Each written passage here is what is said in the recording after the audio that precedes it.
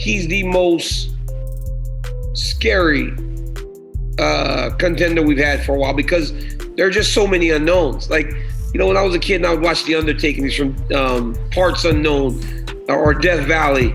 No, Mankind was from Parts Unknown. I'm like, where's this dude from? Even though I knew he was Cactus Jack. I knew he was Cactus Jack. I knew underneath it all it was Cactus Jack. But it was like, what is this? Like, it's like Khamzat. There's just so many questions. And every time he comes in, he dominates, he's gone. Now, I know he's a monster. Yeah. And there's guys, and you know this because you work with Merab. There's guys that reach this level of discipline and they achieve a level of cardiovascular performance that's just above everybody else's, and then they maintain it. Like, they get that advantage and they keep pushing it and they slowly keep adding onto it. Like, you're seeing Merab now, like, particularly in the second O'Malley fight, you're seeing just like a totally different beast. He's just super nonstop, and you can't keep up with that. You know, he's like, it's just hard work. It's just hard work. I believe that, but man. Yeah, but state of mind too. Like, he believes it mentally. But the amount of hard work is extraordinary to get to that level, and I think Dricus is kind of a similar that kind thing. of guy. I think that dude works so hard that he can go out there and fight full blast. That was the whole boogeyman story with Khamzat, and that got to me personally too, because I know his coach, Finfo. I grappled him many times. I competed with him. I lost to him a couple times, and we trained together after that. And that guy started, like, Finfo started kind of tagging me, DMing me about the fight, like, you know, that was the way I first started. I said, hey, I'm not afraid you're a guy, bro, crazy or what? And then that was when they started with the live Instagram, and then I went on his live and he talked back to me, and then we started talking a little bit. And Ali didn't want the fight. And then I said, bro, I won that fight. And then he said, you crazy? I saw this guy training. He said, I don't care. I will fight this guy. The fight was never offered, but I already knew what he got to do something big to get another title shot. The guy at welterweight, is he going to be the guy to dethrone Kamaru Usman? I think he's the scariest contender we have seen for a while. And look, the odds I love the whole buddy thing with Darren Till. I think it's a mistake. I think he should continue to be a mystery to people. I think he should spend as little time in front of the public and showing who he is, pulling the curtain back. I would pull the curtain back as little as I could if I'm Khamzat, just because the mystery is good for him. But yes, he's very scary. To say anyone will knock off Kamaru Usman is from downtown too. He shot so far out. Once he gets a hold of you, it's so dangerous. He just needs to get his paws. Okay, here we go. Here we go. Right here. Right. See, it's around the mouth. That's around the mouth. That's around the jaw. That's around the jaw. Real deal. He might be the guy, dude. He might be that guy. And this is the best time to be a fan. When the guy's coming up, there's nothing better. And here, think about this: 85, right? So this guy was killing himself to get to 70. At 85, he's the fucking man. Oh my God. He's the most scary contender we've had for a while because there are just so many unknowns. Like, you know, when I was a kid and I would watch The Undertaking, he's from Parts Unknown or Death Valley. No, Mankind was from Parts Unknown. I'm like, where's this dude from? Even though I knew he was Cactus Jack. I knew he was Cactus Jack. I knew underneath it all it was Cactus Jack. But it was like, what is this? Like, it's like Khamzat. There's just so many questions. And every time he comes in, he dominates, he's gone. Now, I love the whole buddy thing with Darren Till. I think it's a mistake. I think he should continue to be a mystery to people. I think he should spend as little time in front of the public and showing who he is. It's tremendous. He's got the swagger. He's got the fighting ability. I'm a fan. I'm a massive fan of Khamzat. I would love to sit in that fighter meeting when you guys get to do the interview with those guys before the fight, man. I would love to see that conversation because there are dangerous fighters, and then there's Khamzat Chimaev, the undefeated wrecking machine from Chechnya who walks into the octagon like a boogeyman, destroys world-class opponents, and then disappears into the shadows until it's time to hunt again. UFC legends aren't just impressed, they're uneasy when they talk about him. And the closer we get to his middleweight title clash at UFC 319, the louder those voices get.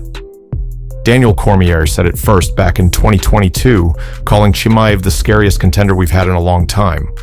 At the time, people thought it was hype. But in 2025, after dismantling Robert Whittaker at UFC 308 and ragdolling Kamaru Usman, at UFC 294, Cormier's words don't sound like prediction anymore. They sound like prophecy. Cormier doubled down, warning that part of what makes Chimaev so frightening is the mystery. He told fighters to pull the curtain back as little as possible, because the less people know, the scarier you are. Chimaev has mastered that, vanishing from the spotlight until fight night, letting his dominance speak for itself. Joe Rogan has seen it all inside the octagon, but even he admits Chimaev is different. Rogan's voice practically shakes with excitement and caution when he says, "Once he gets a hold of you, it's so dangerous. That grappling is next level. He didn't get touched. He ran through him and strangled him in the first round." He's not talking about a prospect beating up journeymen. He's talking about elite fighters being tossed around like amateurs. Rogan calls him a terrifying human being, and has even told stories of Chimaev ragdolling top-tier wrestlers in training. Brendan Schaub adds another layer to the legend, sharing Darren Till's stories from the gym. Till has watched Chimaev maul sparring partners like it's nothing. Schaub remembers locking eyes with him mid-training and pretending not to watch, because even outside the cage, Chimaev radiates that predator energy. That's not a stat, that's not a fight metric, that's raw intimidation, a weapon you can't measure on paper. As of August 6th, 2025, Chimaev is undefeated at 14-0 with 8 UFC finishes. And it's not just who he's beaten, it's how he's beaten them. Usman, Whittaker, Kevin Holland, each one was systematically dismantled. Analysts have compared his physical dominance to fighters who took a decade to reach their prime. Chimaev is doing it now, in his early years. Now, the stage is set. August 16th, Chicago. Chimaev faces Dricus du Plessis for the middleweight crown, a fight fans have been demanding. Du Plessis isn't just a name, he's a champion with a bottomless gas tank, unpredictable rhythm, and a record of breaking elite strikers. But the conversation isn't just, can du Plessis beat Chimaev? It's, can anyone handle this storm? Some analysts point to the one possible weakness, cardio. They wonder if du Plessis can survive the early rounds, drag Chimaev into deep water, and flip the fight. But those who've watched Chimaev train say the gas tank is no longer a question. Cormier warns that if Chimaev gets rolling, the intimidation alone breaks opponents before the fight even starts. Rogan swears his grappling danger is unmatched in the UFC today. Schaub says the fear is real, even in the locker room. If Chimaev runs through du Plessis the way he did Whittaker, we may be talking about him as not just the scariest contender, but one of the most dominant fighters to ever set foot in the octagon. If du Plessis pulls off the upset, he won't just win a belt, he'll shatter the myth and silence some of the most respected voices in the sport. Demetrius Mighty Mouse Johnson, the former flyweight champion, offered a surgical breakdown of Chimaev's grappling mastery, calling it technically sound, perfect, correct. He highlighted how Chimaev systematically dismantled Robert Whittaker's posture, crushing his defensive support and executing a devastating neck crank that shattered Whittaker's jaw and teeth. That wasn't brute force, it was calculated precision, a strategy that turns athletes into victims of their own resistance. Meanwhile, interim heavyweight title holder Tom Aspinall has declared with absolute certainty that Chimaev will be a champion by the end of 2025, standing with unshakable confidence in his future, even as he casts doubts on others like Alex Pereira. When both a technical wizard like Johnson and a heavyweight beast like Aspinall aren't just impressed, but certain, Chimaev isn't just rising, he's arriving destined. Either way, UFC 319 isn't just a title fight, it's a collision between hype and reality. The legends have spoken. Now, the cage will give us the truth.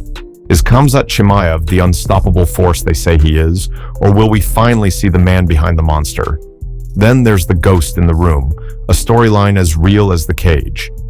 Chael Sonnen called out Dricus du Plessis for spreading false rumors that Khamzat Chimaev might fail to show, citing his spotty fight schedule. But Sonnen reminded everyone that Chimaev wasn't canceled out of laziness. He was on a ventilator, battling for his life during the pandemic.